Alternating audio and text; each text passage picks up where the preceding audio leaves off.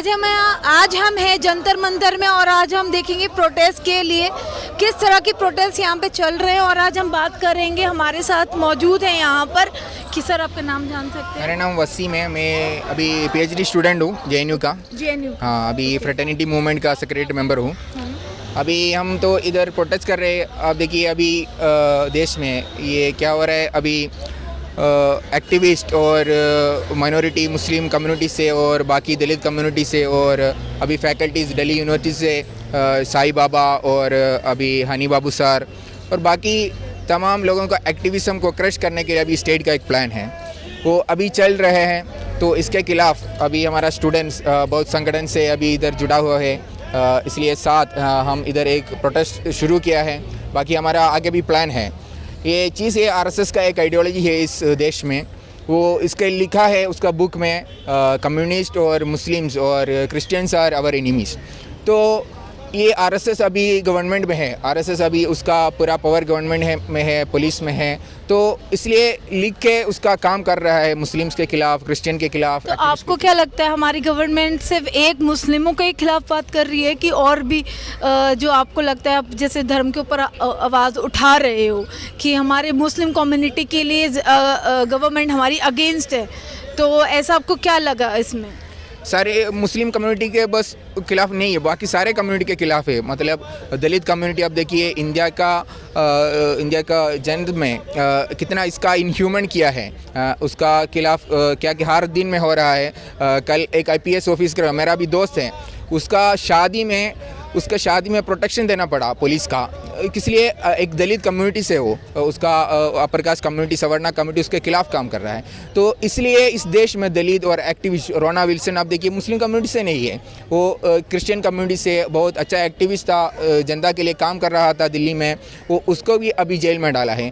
सिर्फ तो दलित Muslim community के खिलाफ नहीं है, दलित कम्युनिटी के खिलाफ और आदिवासी के खिलाफ और बाकी तमाम विमेन लोगों के खिलाफ, बाकी एम्प्लॉइज़ उसके खिलाफ है। ये उसका आरएसएस का आइडियोलॉजी बस सवर्णा आइडियोलॉजी है, वो एक हिंदू पार्टी भी नहीं है, वो एक सवर्णा अपर कास्ट लोगों का कुछ आइडियोलॉजी है, कुछ नेशनलिस्ट, वो कल्चरल नेशनलिस्ट आइडियोलॉजी है, उसी के साथ काम कर रहा है। वो आप देखिए अभी फैशिज्म हुआ और नासिज्म हुआ, इसी का, और जैनिज्म है अभी इसराइल में, जैनिज्म में फ़लस्तीनी के खिलाफ, इसी टाइप का आइडियोलॉजी आरएसएस का आइडियोलॉजी, वो हिंदुइज्म भी नहीं है।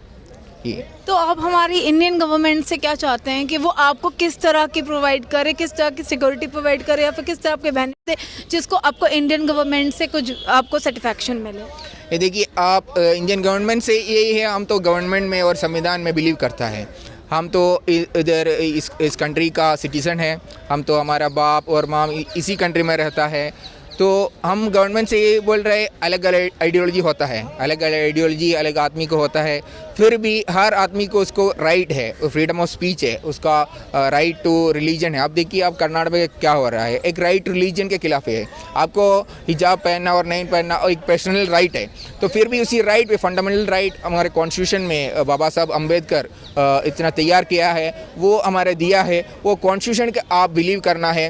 कल एक कर्नाटका का एक एमएलए, बीजेपी का एमएलए एक नेशनल फ्लैग उठा के उसका ये सफरन फ्लैग, फिर उसका बात यही है 30 साल के बाद, और 30 साल के बाद यही कंट्री तो ये हिंदू राष्ट्र होगा, तो इसलिए हमारा फ्लैग तो अभी भी उड़ा रहा है, नीचे कर रहा है। तो ये आरएसएस इसी देश का आइडियोलॉजी का, इसी देश का कॉन्स्टिट्यूशन में बिलीव नहीं करता है। हमारा संविधान से यही मानना है, आप तो इधर का कॉन्स्टिट्यूशन पहले पढ़िए, क्या कॉन्स्टिट्यूशन में लिखा है। उसमें एक मल्टीकल्चरल कॉन्स्टिट्यूशन है, हमारे कम्युनिटी आदिवासी को अब नॉर्थ ईस्ट में कितना राइट दिया है, और सारे मुसलमानों को उसका पर्सनल लॉस का राइट है, दलित को ये रिजर्वेशन का राइट दिया है।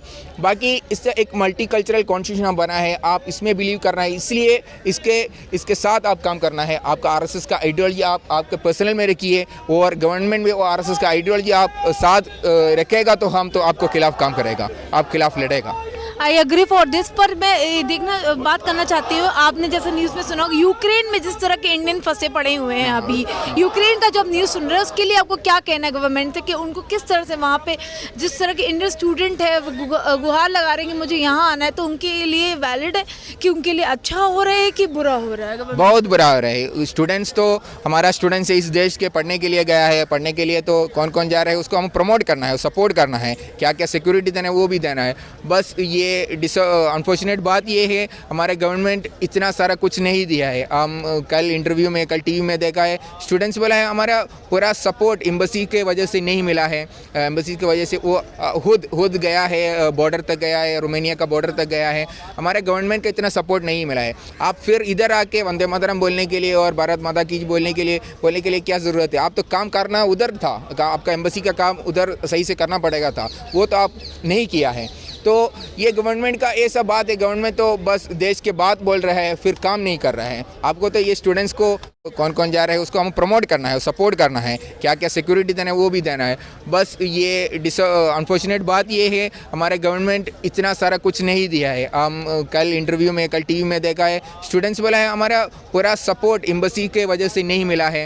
एम्बेसी की वजह से वो खुद गया है, बॉर्डर तक गया है, रोमानिया का बॉर्डर तक गया है, हमारे गवर्नमेंट का इतना सपोर्ट नहीं मिला है। आप फिर इधर आके वंदे मातरम बोलने के लिए और भारत माता की बोलने के लिए क्या ज़रूरत है? आप तो काम करना उधर था, आपका एम्बेसी का काम उधर सही से करना पड़ेगा था, वो तो आप नहीं किया है। तो ये गवर्नमेंट का ऐसा बात है, गवर्नमेंट तो बस देश के बात बोल रहा है, फिर काम नहीं कर रहा है। आपको तो ये स्टूडेंट्स को आपका सपोर्ट दे के आपको शो करना था, ये हम किया है स्टूडेंट्स के लिए। स्टूडेंट्स को हर बहुत इंटरव्यू टीवी में आया है, उसमें बोल रहे हैं हमारे एम्बेसी कितना सपोर्ट करना था वो उतना नहीं किया है। तो ये अभी भी बाकी स्टूडेंट्स बहुत है, उसको प्रोटेक्ट करना है, उसको ऐसा प्रोटेक्ट करके इधर इंडिया में लाना है। बाकी तो इंटरनेशनल पॉलिसी में हमारा दूसरा कुछ पोजीशन होगा वो तो अलग बात है। मिनिमम हमारा स्टूडेंट्स का प्रोटेक्शन तो मिनिमम हमारा मामला होना है, वो उसी में तो हमारा मिनिस्टर्स और बाकी गवर्नमेंट तो इतना इंटरेस्ट और करना है, उतना काम भी अच्छे से करना है। तो क्या नाम है सर आपका? वसीम है। हाँ, मैं JNU से PhD स्टूडेंट है। अभी फ्रेटर्निटी मूवमेंट एक माइनॉरिटी दलित एक ऑर्गेनाइजेशन है, उसी के काम कर रहा है। आज मैंने बात करी है JNU के स्टूडेंट से, उन्हें किस तरह की प्रॉब्लम फेस करनी पड़ी हमें गवर्नमेंट से लीजिए, आज हमने बात करी है। मैं हूँ निधि, हमारे साथ कैमरामैन अनीश है, और आगे और भी स्टोरीज हम आपको बताएंगे और भी। Thank you so much.